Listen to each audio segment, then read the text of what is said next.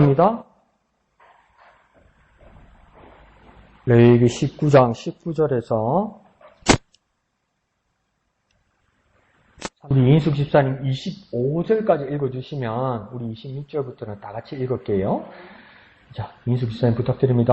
너희는 내 규례를 지킬지어다. 내 가축을 다른 종류와 동의시키지 말며 내 밭에 두 종자를 섞어 뿌리지 말며 두 재료로 직조한 옷을 입지 말지며 만일 어떤 사람이 다른 사람과 정혼한 여종 곧 아직 통양되거나 해방되지 못한 여인과 동침하여 설정하면 그것은 책망을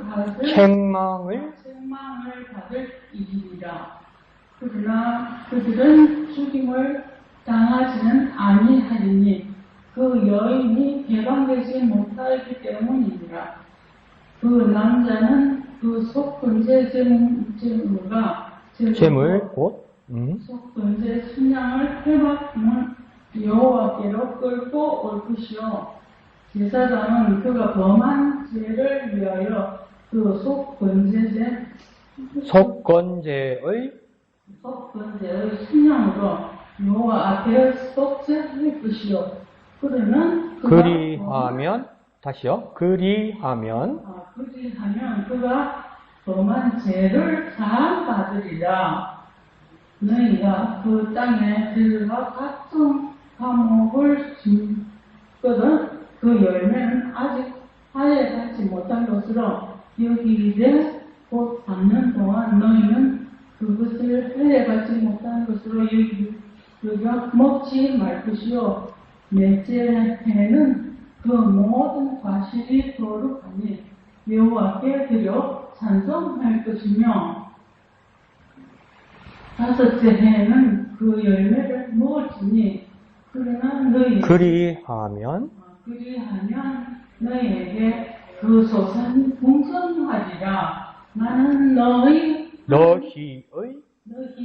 하나님 여호와이니라. 예, 다 같이요. 너희는 무엇이든지 피채 먹지 말며 점을 치지 말며 술법을 행하지 말며 머리깔을 둥글게 깎지 말며 수염 끝을 손상하지 말며 죽은 자 때문에 너희의 살에 문신을 하지 말며 무늬를 놓지 말라. 네 딸을 나는 여호와니라. 네 딸을 더럽혀 장녀가 되게 하지 말라. 음행이 전국에 퍼져 죄악이 가득할까 하노라. 내 안식일을 지키고 내 성소를 귀히 여기라. 나는 여호와이니라. 너희는 신접한 자와 박수를 믿지 말며 그들을 추종하여 스스로 더럽히지 말라. 나는 너희의 하나님 여호와이니라. 너는 센 머리 앞에서 일어서고 노인의 얼굴을 공경하며 네 하나님을 경외하라. 나는 여호와이니라. 거류민이 너희 땅에 거류하여 함께 있거든 너희는 그를 학대하지 말고 너희와 함께 있는 거류민을 너희 중에서 난 자같이 여기며 자기같이 사랑하라. 너희도 애굽 땅에서 거류민이 되었었느니라. 나는 너희의 하나님 여호와이니라. 너희는 재판할 때나 길이나 무게나 양을 잴 때 불의를 행하지 말고 공평한 저울과 공평한 추와 공평한 에바와 공평한 흰을 사용하라. 나는 너희를 인도하여 애굽 땅에서 나오게 한 너희의 하나님 여호와이니라. 너희는 내 모든 규례와 내 모든 법도를 지켜 행하라. 나는 여호와이니라. 아멘. 예, 계속해서 이제 레위기를 통해서 율법을 어떻게 적용하는지를 이렇게 말씀하고 있는 것 같습니다. 그러니까 이미 10계명부터 해서 율법은 출애굽기에서 나왔었잖아요. 그리고 더 명확하게 출애굽기 20장 같은 경우는 10계명 1, 2, 3, 4 하면서 10번째까지 다 나오잖아요. 그 나온 것을 왜 또 이렇게 적용하면서 말씀하실까? 오늘 수요일 같은 경우에도 보면 부모를 경외하고 안식일을 지키고 뭐 또 이웃 사랑하고 또 나누고 이런 말씀들은 다 앞에 있는 말씀인데 왜 이렇게 반복할까 보면 오늘 수요일 아침에는 내가 레위기를 보면서 아하 그렇구나. 하나님 말씀이 살아있기 때문이구나. 왜 살아있기 때문이라고 느끼냐면 그냥 조항만 있는 것에서 그 옛날에서 이 생활 환경에서 어떻게 적용해야 될지를 그렇게 넣어서 말씀해 주시는 거거든요. 오늘 수요일 말씀은요. 그러니까 아하 우리가 큐티하는 것처럼 하나님의 말씀을 받아서 그게 살아계신 말씀이라고 아멘만 하는 것이 아니라 그 말씀을 내 삶의 자리에서 가져와서 어떻게 적용되고 어떻게 살아계신 하나님 말씀으로 열매 맺게 할 것인가 그 예가 오늘 수요일부터도 나왔던 것 같아요. 그리고 오늘 목요일에도 보면 뭐냐면 오늘 목요일 이제 볼 목요일 말씀은 저는 그렇게 느꼈어요. 막 부딪히는 내용 있죠. 현실하고 부딪히는 거. 그러니까 하나님 말씀은 여기 있는데 이걸 가져오자 내 현실에 가져오면 부딪혀서 이렇게 해도 되나? 이래가지고 내가 살 수 있겠나? 이런 것들 있잖아요. 이래가지고는 안 되는데 그런데 하나님 말씀은 뭐냐면 그렇게 해보라고 하시는 거예요. 마음이 어렵고 이랬다가는 내가 큰일 나겠는데 예, 죄송합니다. 이렇게 하나님 말씀대로 내 현실에 적용했다가는 쪽박 차겠는데 이런 불안한 두려움 있잖아요. 근데 하나님 현실을 그렇게 한번 해보라고 말하는 거예요. 그대로. 그래서 어떻게 적용할지. 그러니까 수요일 오늘 아침 말씀은 하나님 말씀 우리 현실에 어떻게 적용하는가고 목요일 지금 오늘 우리가 같이 읽은 말씀은 뭐냐면 그냥 적용하는 정도가 아니라 이게 부딪히는 내용이라는 거예요. 현실하고. 우리는 현실하고 부딪히면 어떡합니까? 대부분? 한두 번 해보다가 갈등이 심하고 반발이 심하니까 내 마음도 어렵고 이러니까 일단 접어놓잖아요. 근데 오늘 말씀은 보면 뭐냐면 한번 던져서 해보라는 거죠. 이런 거 보면 그런 것 같습니다. 믿음은 용기 같습니다. 진짜. 배짱도 좀 있어야 될 것 같습니다. 믿음은. 우리가 원래 뭐 마음이 연약하고 좀 새가슴이라면 훈련받아서 좀 두둑한 배짱과 믿음도 이렇게 배워야 될 것 같습니다. 좀 저는 그렇게 느꼈네요. 제목은 이 편집자는 제목은 이렇게 잡았는데 여러분 다르게 제목을 잡을 수도 있습니다. 저도 제목은 다르게 잡았어요. 일단 위에 편집자의 제목을 왼쪽 위에 한번 읽어봅시다. 시작. 일상의 모든 성소를 귀하게. 그러니까 성소는 거룩할 성자를 쓰는 거거든요. 거룩한 성자. 그러니까 거룩한 자리가 따로 있다는 거죠. 원래는. 그래서 성막이나 천적도 어떻게 구성됐습니까? 맨 바깥쪽에 뜰이 있고 그 다음 성소가 있고 그러니까 거룩한 자리겠죠. 그죠? 근데 성소보다 더 들어가면 뭐가 있습니까? 지성소가 있죠. 그죠? 지성소는 무슨 뜻일까요? 성소는 거룩한 곳이에요. 그죠? 지성소는 무슨 뜻일까요, 그러면? 쉬워요. 예? 지극히 거룩한 곳. 뜰. 거룩한 곳. 지극히 거룩한 곳. 그게 진짜 쓴 거예요. 우리 애들 말로 억수로 거룩한 곳. 거룩한 곳 중에서도 억수로 거룩한 것 그 뜻이에요. 그러니까 세상하고 이 바깥하고 구별된 것이 성소고 지성소잖아요. 근데 이제 파격적인 말을 하는 거예요. 일상 모든 내 삶의 자리가 성소가 되어야 된다. 거룩한 자리가 되어야 된다고 이야기하는 거예요.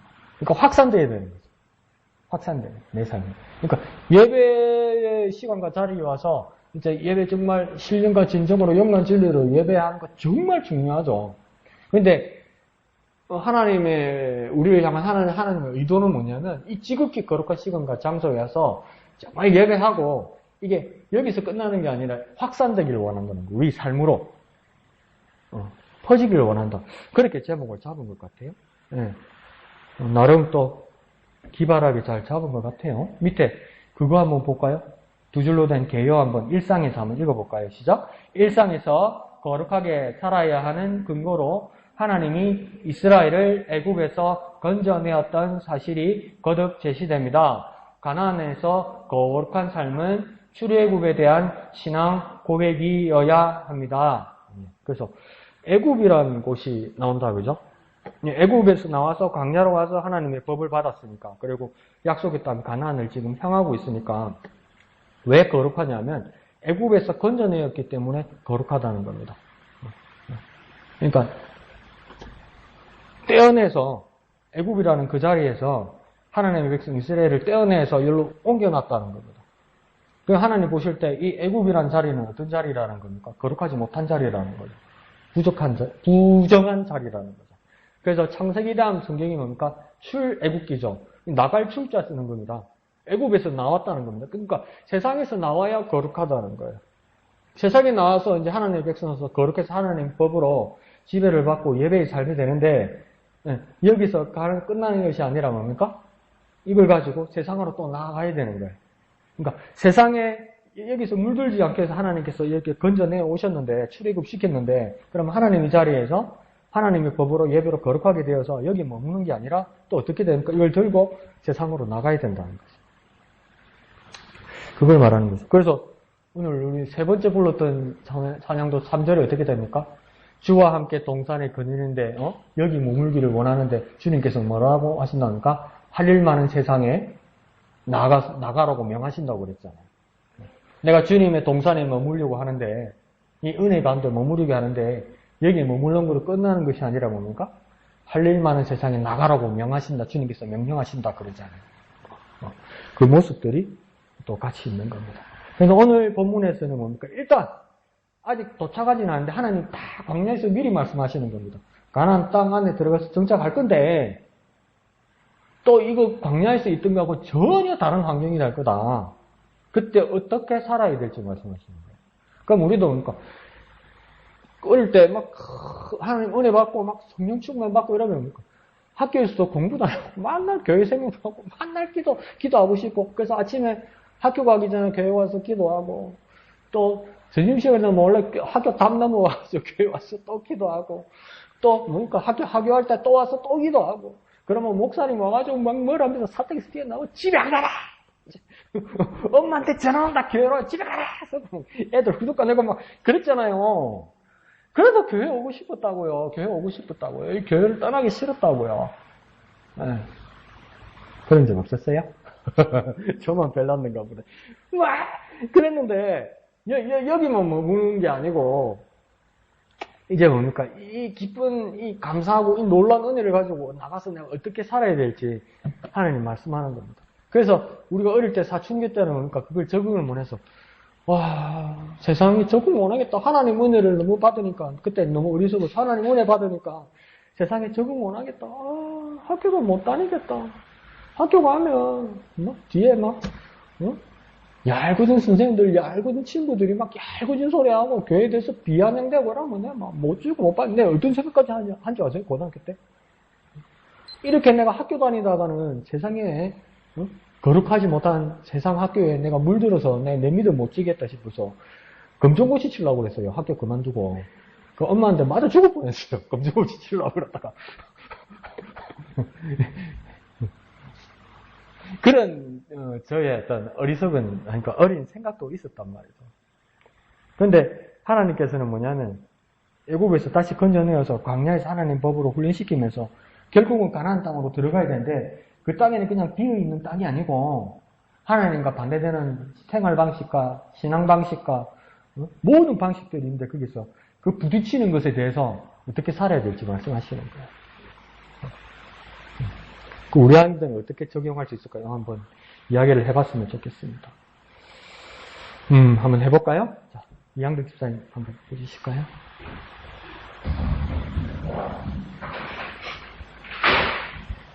네. 이제 갑자기 이제 또 레이브로 가는 거예요. 네, 네. 식사하다가, 네. 주님 찬양할 때, 주님 찬양하는 거 나갔고, 또 레이브를 또 하면서, 또 막 부딪히는 것들, 그리고 또 새로,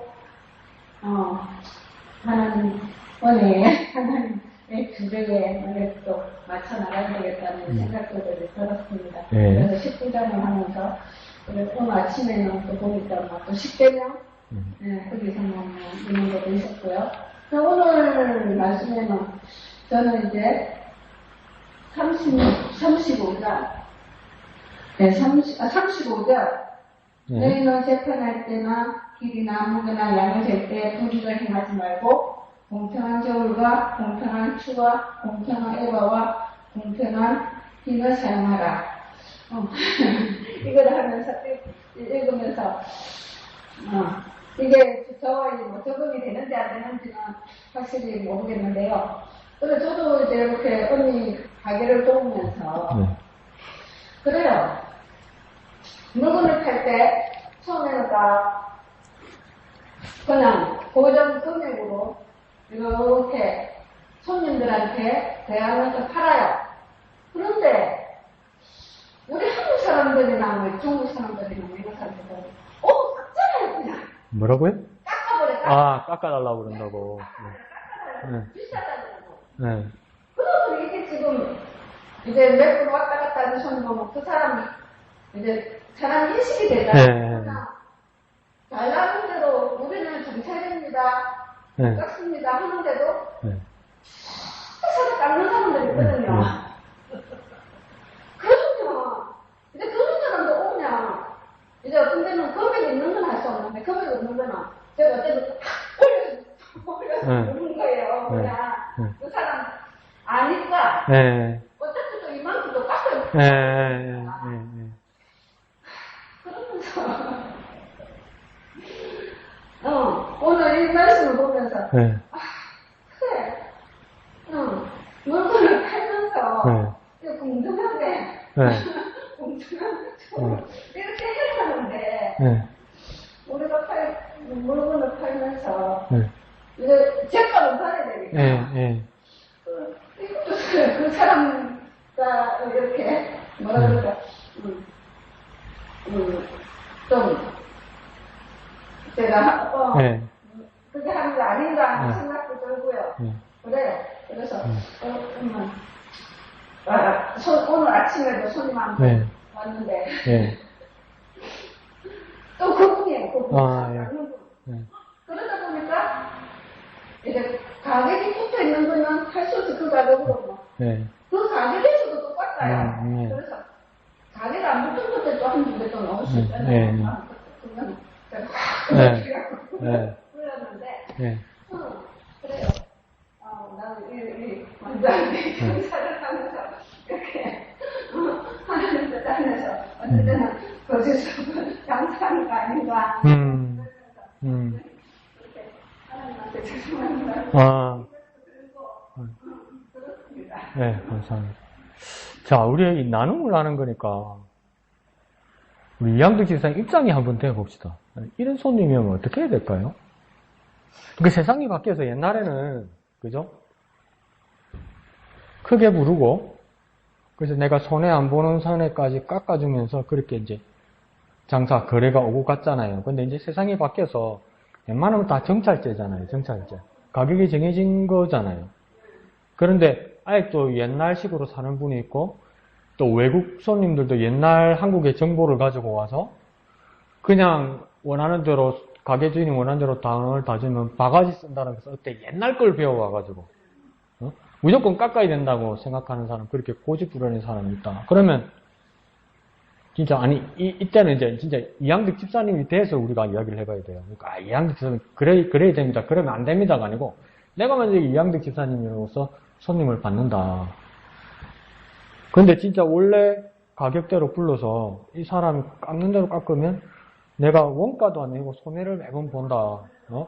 그러면 그래서 계속 이 말씀을 근거해서 원래 가격을 불러야 되나? 안 그러면 손해를 보지 않기 위해서 이 사람에게도 손해를 안 끼치고 나도 손해를 보지 않기 위해서 좀 가격을 높이 불러야 되나? 어떤 게 맞는 것 같아요? 그럼 하나님 말씀하고 같이 보고 그러니까 도량령, 에바, 추 이런 거 쏘이지 말라고 돼 있잖아요. 지금 어떻게 적용하면 좋겠어요? 여러분 의견 한번 들어봅시다. 어떻게 하면 좋겠어요?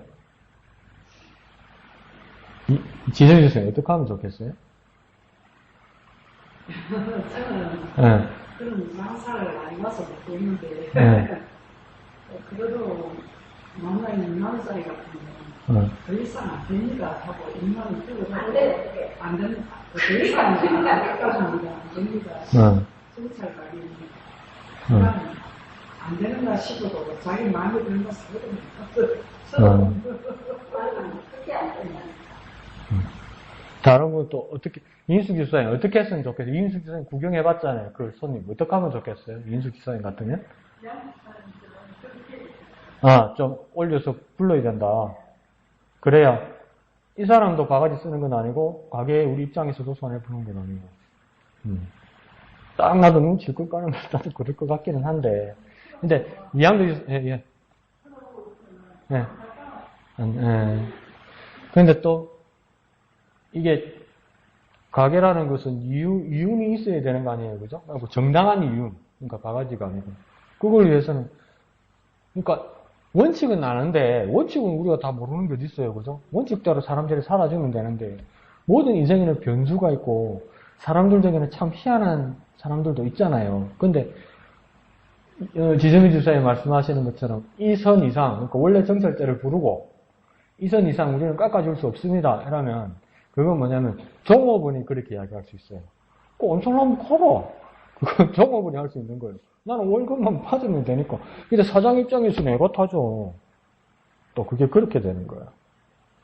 그러니까 또 내일같이 내 가게같이 여기는 종업원은 뭡니까? 어떻게라도 거래를 하고 팔아야 되겠잖아요. 그러면 이양대 투자의 마음같이 또 높이 부를 수도 있죠. 어떻게 해야 될까요? 그런 부분이 얼마 차이가 안 나냐.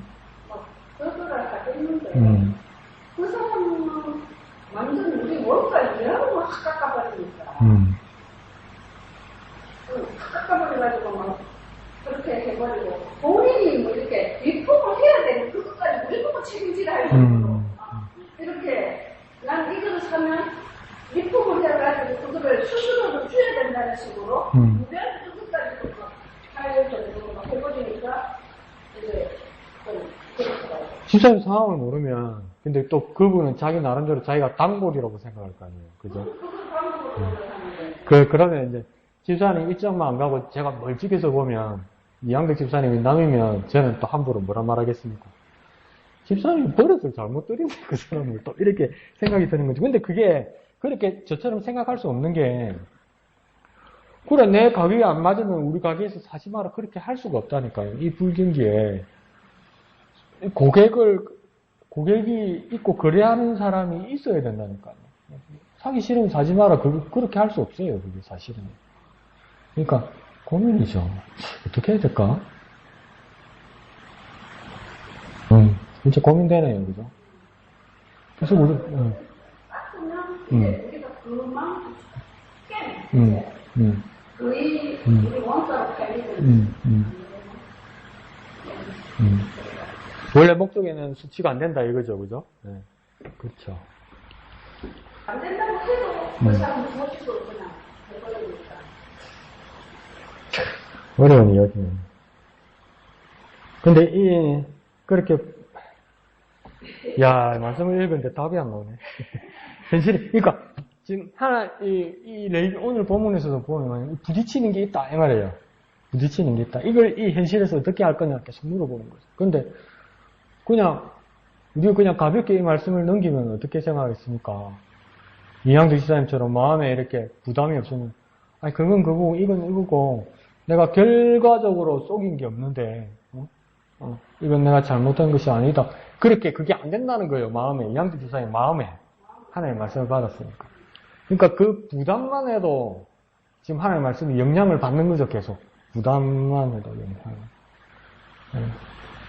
저는 그런 적이 한 번 있었어요. 옛날에 어머님 심부름한다고 가다가 마산에 어디 갈 일이 있어요. 어머님 전화가 와서 마산 어시장에 가서 전어철이었어요. 전화서 어시장 가서 전어 1kg만 이렇게 회로 썰어서 가져오라고 이렇게. 마산 어시장이 그날 장사 잘 되대요. 전어회를 썰어주는데 날린 거예요. 근데 뭐 손님 보는 데서 이제 1kg를 이렇게 달아주는 거예요. 저울에. 그러니까 자기는 그 저울로 안 쏘긴다 이거죠. 그 보는 데서 이제 썰어주는 거예요. 내가 안 봐야 될 걸 봤어요. 얼마나 손이 빠른지, 집 주인이, 어시장 주인이. 막 산놈이 이런데 속골이 1kg를 담아가지고 이제 머리도 따구리 썰어야 되잖아요. 1kg 봤어요. 내 눈은 1kg를 봤어요. 근데 이제 도마로 옮기면서 순간에 한 마리를 수족관에 탁 넣는 거예요. 근데 내가 보면서, 이거 봐라. 이러는데 뒤에 손님들도 차례들 있잖아요. 명수는 그걸 내가 계속 봤어, 내가. 다른 사람은 못 보는데. 근데 그 어린 마음에 어떤 생각이 드는데, 우리 어머님이 항상 주의 주는 게 있었어요. 시장에서 사장하고 절대 싸우면 안 된다. 시장 주인들 다 그 한 패밀리다 패밀리. 니 절대 못 이긴다. 근데 거기다가 어시장에 고기 그 쓰는 분이 그 뭐야 사시미 칼 들고 있는데 내가 어릴 때 무서워서 아무 말 못 했거든요. 그러니까 이 서로 살기 위해서 이윤을 남기기 위해서 이 손님도 어거지를 부를 때가 있고, 예? 가게 어떤 사장들은 진짜 저를 속이는 일을 할 때도 있다는 거예요. 근데 이 불의한 세상에서 하나님의 법을 들고 이 세상으로 가라고 우리에게 말씀하시는 건 그냥 원칙만 지키면 되지가 아니고 너무나 복잡한 이야기가 많다는 거죠. 너무나 복잡한 이야기가. 이걸 어떻게 해야 되겠냐는 거죠. 이거. 근데 장사를 보면 네. 이 사람이 장사를 고개진다. 네. 아무리 뭐 믿음이 네. 없거나 저거라네. 네. 고개진다. 그거 어떻게 해야 될까요, 집사님? 근데 성경은 오늘 우리 다 같이 소리 내어서 읽었. 네. 근데 오늘 우리 다 같이 성경 읽을 때는 공평한 저울과 공평한 추와 공평한 에바와 공평한 흰을 사용하라. 그래 놓고 억수로 부담스럽게 끝에 뭐라 합니까? 나는 하나님 여호와니라. 이럴 거지. 내가 분명히 말했다. 하나님으로 이럴 뿐인 거예요. 이걸 어떻게 해야 되느냐는 거죠. 네. 어렵죠? 남 사람 많고 그냥 살면 되는데 그러면 아무 부담 없는데 어쩐다고 성경을 읽는데 또 너무 큐티를 한다고 이렇게 상세히 읽으니까 마음이 이렇게 무거운지 감히 어떻게 하라고 말을 못 하겠죠. 감히 어떻게 하라고. 맞습니다. 어려운 이야기입니다. 네, 맞습니다. 더 기도해 봅시다. 더 기도해 보고 주중에 우리 이야기를 더 나눌 수도 있고 또 다음 주에 와서 기억나면 한 번 더 이야기해 봅시다. 진짜 어떻게 해야 될까? 어떻게 해야 될까? 저도 그런 게 있어요.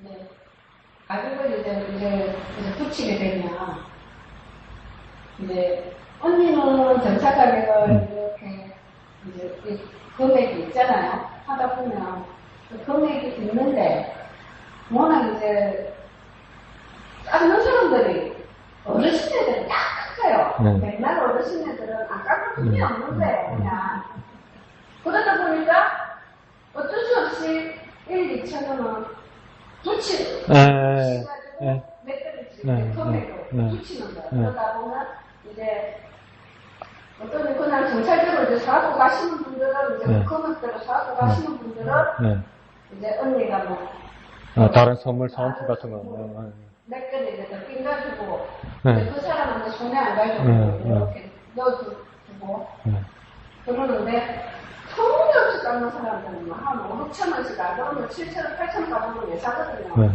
그러다 보니까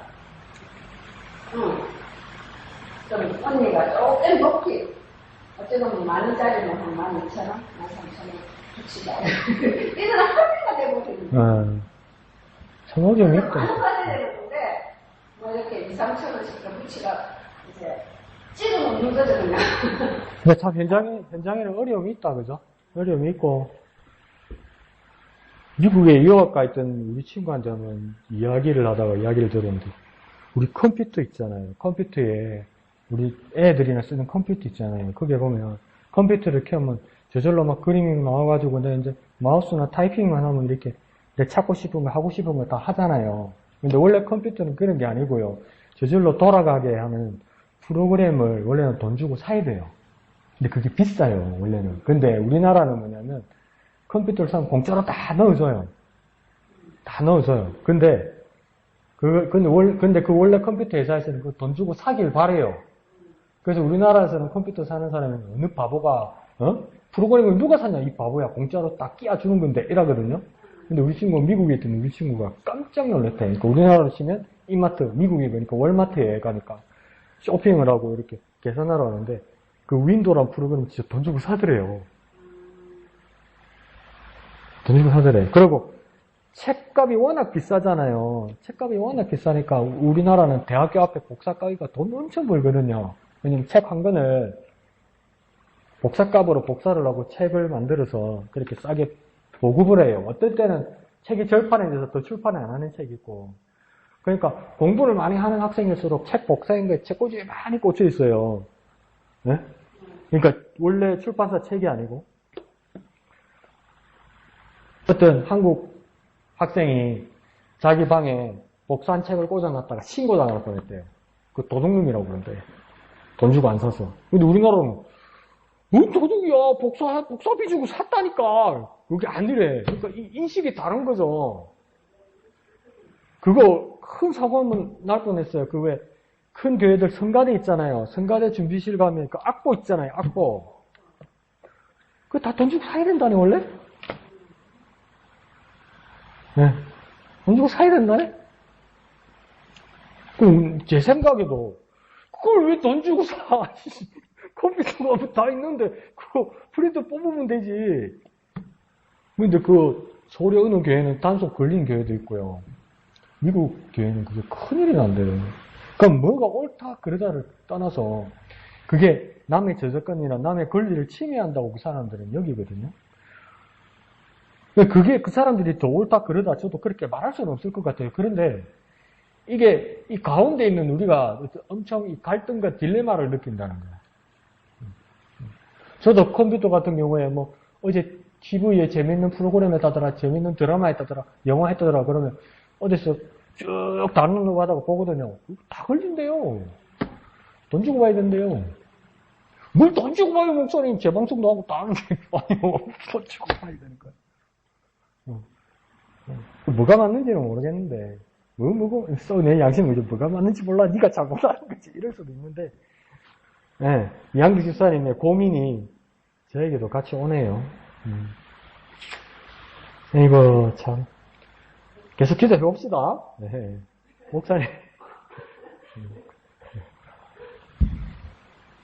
37절에 보니까 너희는 내 모든 규례와 내 모든 법들을 지켜 행하라 라고 말씀하시는데 우리는 그 규례와 법도를 지켜 행하라라고 하는 이것이 하나의 말씀의 지식과 혹은 말씀의 어떤 축적 아니 말씀을 내 마음속에 두는 그 정도가 아니라고 오늘 말씀하고 계신 것 같아요.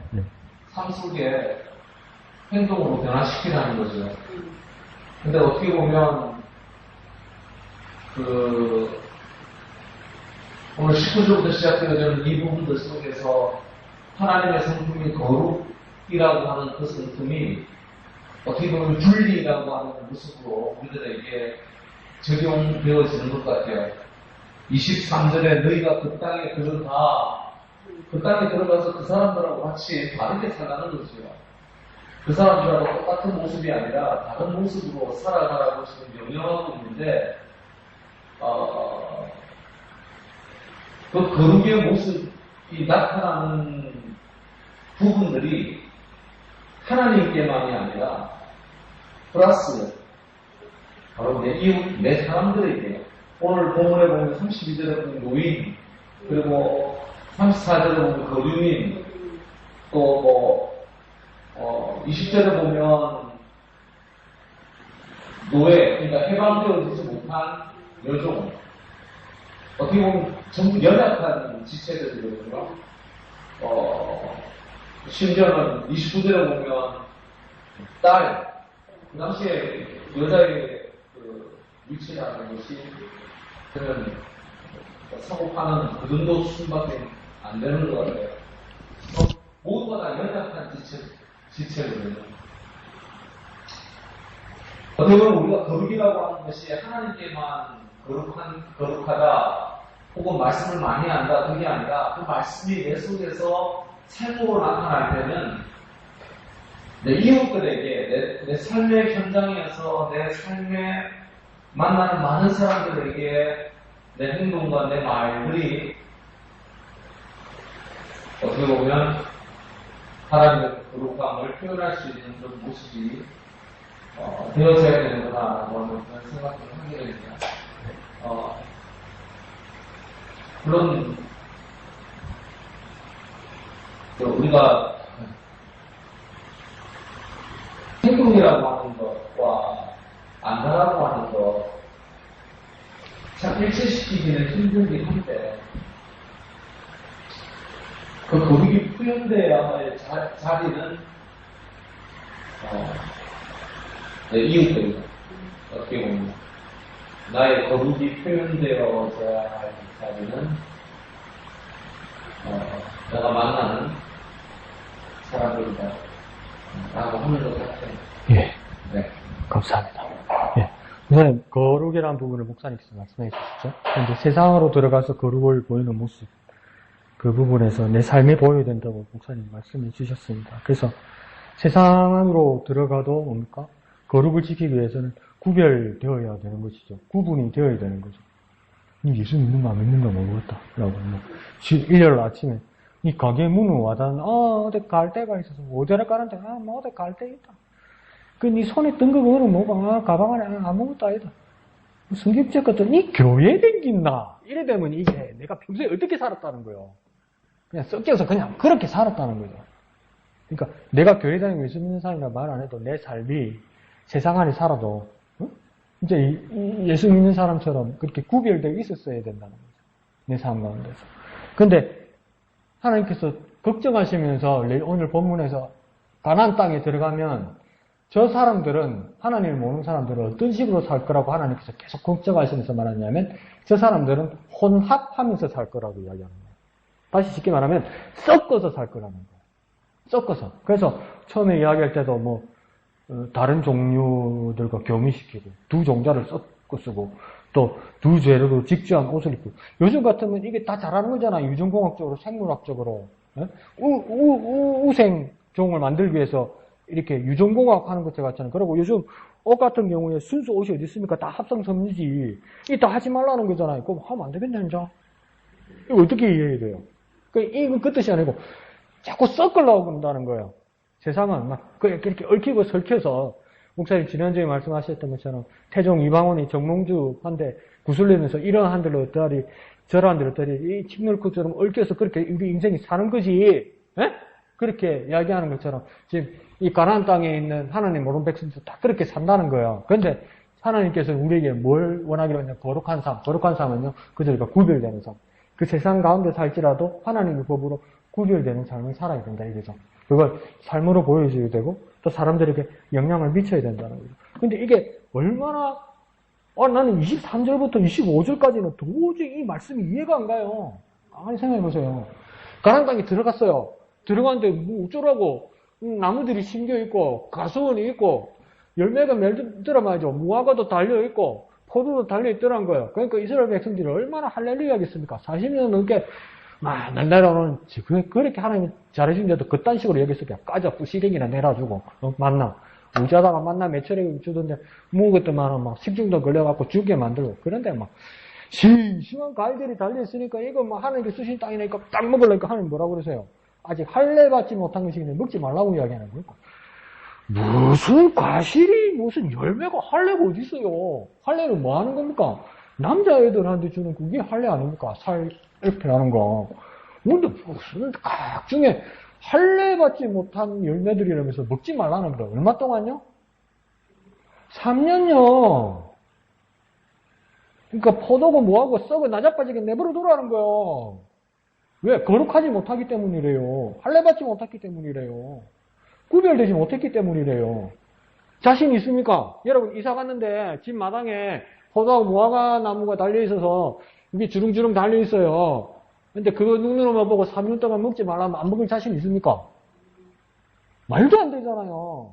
그럼 4년째 먹으려니까 그러니까 4년째 거룩하게 줬다고 이야기해요. 거룩하게 했으니까 좀 먹어야지. 그러니까 또 그거 갖는 기라. 누구 자취상이라고 엄마가 항상 차렸는데 우리 목사님 말씀하시는 것처럼 우리 누나들 다 있어도 그래도 나는 손녀가 아니고 손자기 때문에 할아버지하고 같이 밥을 먹는단 말이야. 그런데 막 갈비찜하고 막 저기 구운 거 하고 있더란 말이야. 손을 딱 넣으면 뭐랍니까? 손 딱 치면서 어디 어른도 안 드시는데 어른 드시고 나서 드셔야지. 이 뭐랄까 4년째 거룩하게 줬는데 4년째도 먹지 말래요. 왜요? 하나님 드려야 된대.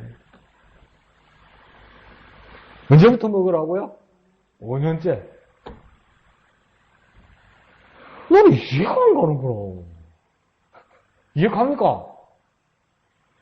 그럼 또 우리 그러면, 에이, 목사님, 말이 그렇지. 말이 그런 걸 만다고 해. 이렇게까지 지키라고 이야기한다고요. 이렇게까지 구별된 삶을 살아라고 이야기한다고요. 한번 상상해, 그러니까 현실로 상상을 한번 해보세요. 지금 왜 이렇게 막 물가가 오르고 물자가 귀하고 막 곡물까지 올라가고 왜 그렇습니까? 여러 이유 중에 있지만 뭐 코로나가 터져서 뭐 유통도 안 되고 또 뭡니까 그때 지원금을 뭐 많이 풀어서 인플레 현상이 나타났고 그보다 더 중요한 사실은 또 뭐가 있습니까? 지금 우크라이나 지역에 전쟁이 났는데 전 세계의 밀 생산량의 40%를 러시아하고 우크라이나가 담당한단 말이에요. 근데 전쟁이 나니까 항구를 막아놓으니까 밀을 걷어도 이게 유통이 안 되는 거 아니에요. 그래서 온 세상이 먹고 살기 힘들고 온 세상이 물가가 올라가는 거 아니에요. 그 우크라이나 그 하나 막힌 거 가지고 지금 1년도 안 됐는데 온 세상이 경제 때문에 몸살을 앓잖아요. 말도 안 되는 사례 같은데 그게 사실이잖아요. 그래서 지금 또 항구를 연다는데 거기다 또 미사일을 쏴서 난리가 나고 일부가 유통이 됐네 이러잖아요. 내년이 문제예요.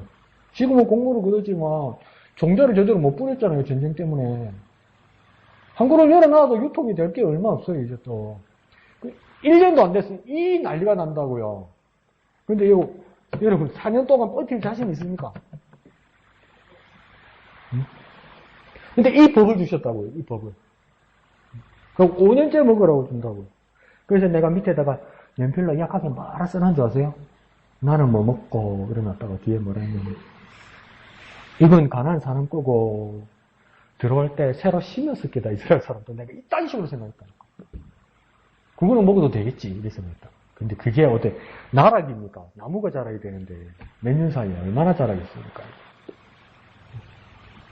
네. 구별된 삶을 살고 세상에서 거룩한 구별된 삶을 산다는 것이 진짜 말 그대로 십자가 같은 겁니다. 십자가. 그리고요 밑에 이방 풍습을 따르지 말하면 26절에 너희는 무엇이든지 피째 먹지 말며 점을 치지 말며 술법을 행하지 말라 이렇게 말했잖아요. 점을 치지 말며 이 말이 뭐냐면요. 속살거리고 지질거리지 말라 이 말입니다. 그러니까 속살거리고 지질거리지 말라는 말은 뭐냐면요. 주물 외듯이 하지 말라 이겁니다. 주물 외지 하지 말라는데 제가 큰 교회에서 사역할 때도요. 여자 전도사님들 안 그러면 권사님들이 뭘 가지고 다니는데 요 카운터 하는 거 있죠. 1, 2, 3, 4 이렇게 하는 거. 그걸 가지고 있더라고. 이게 뭐한테 쓰는 건가 이러니까 그 카운터 밑에다가 책을 하나 깔아놨는데 딱 보니까 책 제목이 뭐냐면 주기도문 하루에 100번 하면 복 받는다 이게 써 있더라고요. 그러니까 주기도문 한번 하고 한번 눌리고 주기도문 한번 하고 한번 눌리고 주기도문 한번 눌리고 요 100개를 채우려고 드는 거예요. 그럼 그 주기도문이 지금 기도가 되는 겁니까? 주문이 되는 겁니까? 주문이 되는 거죠. 마하반야 바라밀다 신경하고 하늘에 계신 우리 아버지가 100번 하는 거고 뭐가 달라요? 교회 안에도 이런 일이 있단 말이에요. 정말 내 마음을 들여서 기도하고 찬양하지 않고 시간 채우고 그냥 자리 때우고 그게 예배라고 생각하고 출근비가 도장 찍는 게 교회 예배라고 생각한단 말이에요. 그냥 아멘 생각 없이 하고 그걸 뭐라고 지금 이야기하냐면 점을 친 거하고 똑같다고 이야기해요. 그리고 뭐랍니까? 술법을 행하지 말라 이야기잖아요.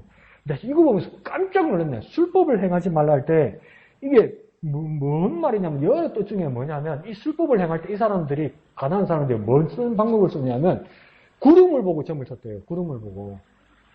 구름을 보고. 근데 구름을 보고 점을 친다는 이야기를 듣고 깜짝 놀랐어요. 애매한 경계선에 서 있는 서울에 어느 교회가 있어요. 이 교회는 전국에 지교회들이 있는데 이 교회 이름은 큰믿음 교회인데 큰믿음 교회가 이름을 요즘 바꾸긴 했어요. 그런데 온 큰 교회 옆에다 붙어가지고 센세이션을 일으켰어요. 이 교회가 온 젊은이들이 모이고 그 목사가 막 온 젊은이들 다 모아서 막 마음을 뜨겁게 하고 막 그 교인들을 모으고 있어 막 상당히 그랬었다고요. 그런데 그 모인 사람들이 가장 특히 일본에 오면 예언하는 거란 말이에요. 예언하는 거. 근데 예언하는 거 가만히 들어보면 앞으로 니는 뭐 해도 그 이야기 한다고. 좋다. 그것도 하나님 할 수 있지. 그래, 그게 사역하는 사람 중에 뭘 내가 하는 이야기를 들으면 구름을 보고 예언한다 이렇게 했다. 그런데 뭐라고 합니까? 술법을 행하지 말라고 그랬다고요. 이 술법을 행하지 말면 구름을 보고 점치는 거거든. 뭔가 헷갈리고 있다고요. 뭔가 헷갈리고 있어요. 그러니까 이 말은 뭐냐면 섞어 하지 말라고요. 혼합하지 말라고요. 세상의 방법과 섞어 하지 말라고요. 섞어 하다 보니까 세상의 방법 정도가 아니라 이방 종교, 하나님을 대적하는 종교, 하나님이 없는 종교들과도 같이 하면서 그것을 교회다 하고 있으면서 이걸 신령하다고 하고 있는데 그 하나님 뭐라면 이게 전부 가정한 거라고 이야기하잖아요. 내 스스로 거기다 써놨어요. 정신 차리자. 정신 차리자. 근데 여러분 가만히 생각해 주십시오. 강 목사가 어느 날 갑자기 기도 올라갔다가 능력 받아가지고 여러분한테 기도문 적어주면서 안 그러면 주기도문 주면서 책 한 권씩 주면서 발을 정자 쓰면서 하루에 100개씩 쓰면 하나님께서 여러분에게 복 주신다고 또 주기도문 주님께서 가르쳐 주신 기도 아니냐고 하루에 100분씩 기도하고 복 받는다면 여러분 하겠지. 몇 명 간증생활 하면 왜 안 해? 저 사람도 한다니 나도 하겠지. 지사님 여기 와봐라고 내가 기도해주면서 앞으로 뭐 이랬다 하나님 보여주신다면 한돌이 맞춰놓으면 왜? 속이 내가 믿겠지. 그럼 강사도 먹고 살겠지. 아니 풍성하게 살겠지. 근데 뭡니까? 이건 다 점을 치는 거고 술법을 내가는 거예요. 교회 안에 있다고 인정받는 게 아니에요. 무서운 거라니까요. 보세요. 내가 한번 여쭤볼게요. 이스라엘의 초대 왕이 사울 왕, 다윗 왕, 그 다음 솔로몬 왕이에요. 근데 공교롭게도 사울 왕이 제위에 있었을 때가 40년 통치했어요. 근데 다윗은 얼마 통치했을까요? 다윗 40년 통치했어요. 솔로몬은 얼마 할게요? 이상하게 솔로몬도 40년 했어요. 네, 40년 했어요. 근데 예수님이 이 세상으로 오셔서 왕으로 오셨잖아요. 믿으시면 아멘 하시다. 네. 근데 예수님께서 왕으로 이 세상에 오셔서 하나님의 일을 공생애를 하셨는데 공생애 몇 년 했습니까? 무슨 33년을 공생애를 해요. 3년 했죠. 그럼 몇 년이 빕니까? 37년이 비잖아요. 예수님의 남은 공생애 37년을 우리가 채워야 된다는 거예요. 그러면요. 전부 애매합니다. 분위기 잡아나면. 안 그래요? 사울 40년, 다윗 40년, 솔로몬 40년. 예수님이 누구라고요? 다윗의 자손이라면서요. 근데 예수님이 3년 하셨으니까 남은 37년을 우리가 채워야 됩니다. 저거 비전이 있어 보이잖아요. 남은 예수님의 사역을 우리가 채워야 됩니다. 비전 있잖아요. 그죠? 비전 있어 보이잖아요. 37년을 채워야 됩니다. 그래서 37년을 세운 위대한 주님의 종이 있습니다. 누굽니까? 안상홍님이십니다. 이러고 있는 거예요. 근데 여기까지 끌고 오면 다 끌려와요. 근데 여기까지 많이 취해버리면 다는 못 끌려와도 한 7, 8알은 끌려와요. 안상홍님이라고요.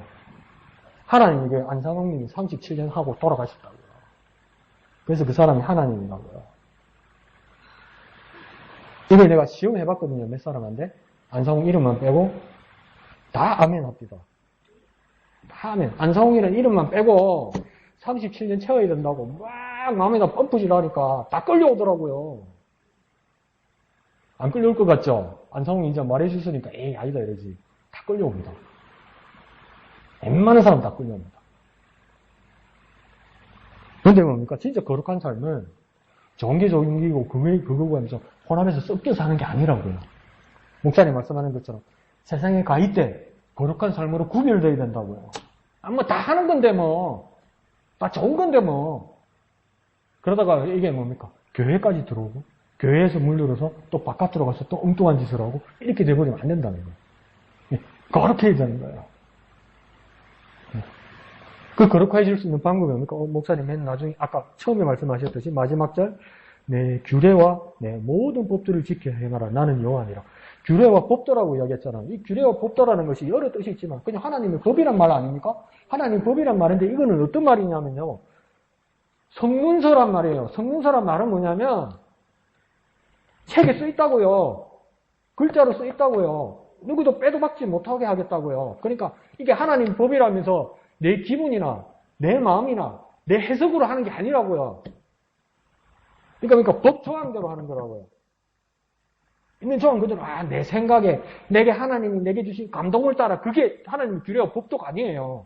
그러니까 감동이 있는 사람이건 없는 사람이건 글을 알고 읽을 수 있는 사람은 빼지도 받지도 못하겠는 게 뭡니까? 하나님의 법도와 규례라고요. 왜요? 수익이 있으니까. 그러니까 이 법으로 내가 누구를 정죄하고 심판했어요. 하나님의 법으로. 근데 나중에 내가 똑같은 범죄를 했어요. 그러면 내가 하나님의 법을 가지고 있고 내가 하나님의 규례를 가지고 있으면 난 날 뺄 거잖아. 난 괜찮다고 그럴 거잖아요. 근데 하나님의 법도와 규례는 여기 있기 전에 어디 있습니까? 여기 있다고요. 그래서 나도 심판받는다고요. 그렇게 정확하게 거룩하게 살아야 된다는 거 아니에요. 그러니까 누가 어떻더라가 아니에요. 하나님 말씀이 어떻더라요. 하나님 말씀이 어떻더라. 거기는 남도 심판할 수 있고 나도 심판받을 수 있어요. 왜요? 하나님 법이 여기 있으니까.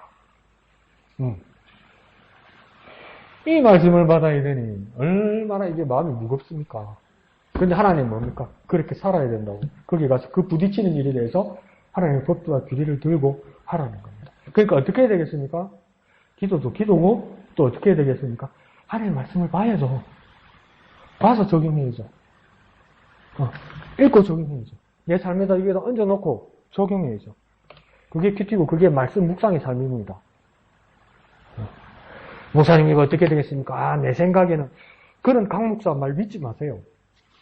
내 생각에는요. 그게 아니고 하나님 말씀이 그게 어떻게 적용하느냐가 중요한 거겠죠. 그게 어떻게 따르느냐가 중요하겠죠. 이전에 어떻게 우리가 어떤 식으로 신앙생활을 해왔던 간에 더 중요한 건 뭡니까? 하나님 말씀대로입니다. 근데 하나님 말씀대로가 내 마음이나 내 생각이 있기 전에 여기 있는 그대로요. 더 쉽게 말해볼게요. 성경책에 있는 그대로요. 내 기억도 믿지 마세요. 내 기억이 있거든. 기억이 맞는지 찾아보세요. 그게 맞아요. 그게 맞아요.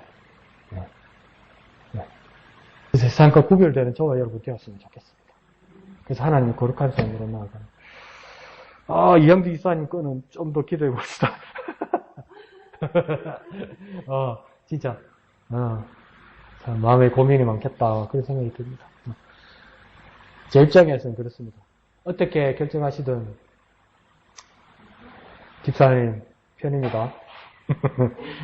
그래 말하면 이때까지 그래 말해놓고 그래 말하면 안 되지만 기도하겠습니다.